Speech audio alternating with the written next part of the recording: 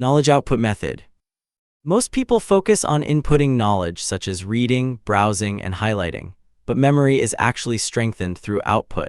Every time you try to recall a piece of knowledge, you are forcing your brain to retrieve information.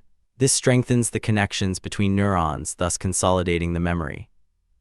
So after finishing a chapter, you can close the textbook, take a blank piece of paper, and write down everything you just learned from memory. At first, you might get stuck often or be unable to remember, but that's okay. Every time you make an effort to recall, you build stronger connections in your brain. This is much more effective than rote memorization. Decomposition learning method.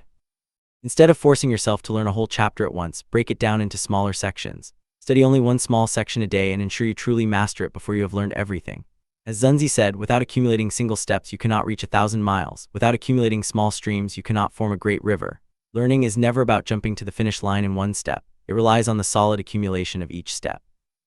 So never cram your studies, just master a little bit every day.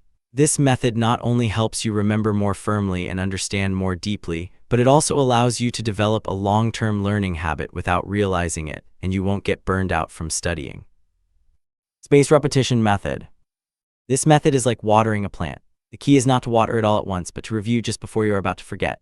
The most suitable review schedule is review once 24 hours after learning, then after 72 hours, then after a week, and then a month. Each review will help you remember more firmly and for a longer time. So don't wait until the night before the exam to start reviewing. Systematic spaced repetition is what keeps knowledge fresh. Compound effect learning method. Don't think about last-minute cramming. Instead, follow the principle of continuous improvement, which means achieving steady progress through small but consistent accumulation.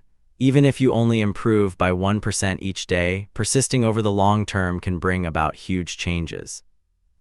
Psychologist James Clear, in his book Atomic Habits, states that if you improve by 1% every day, you will be 37 times better than you are now after a year. But if you decline by 1% every day, you will be close to zero after a year. So just spend 6 minutes every day, 2 minutes for knowledge output, 2 minutes for spaced repetition, and 2 minutes for focused practice.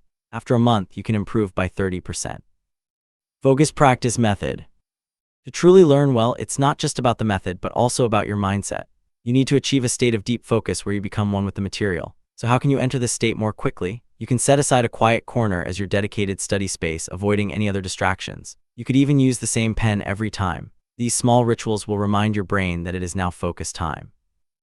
Over time, your brain will mark this as an important moment, and the knowledge you learn during this period will be remembered more firmly.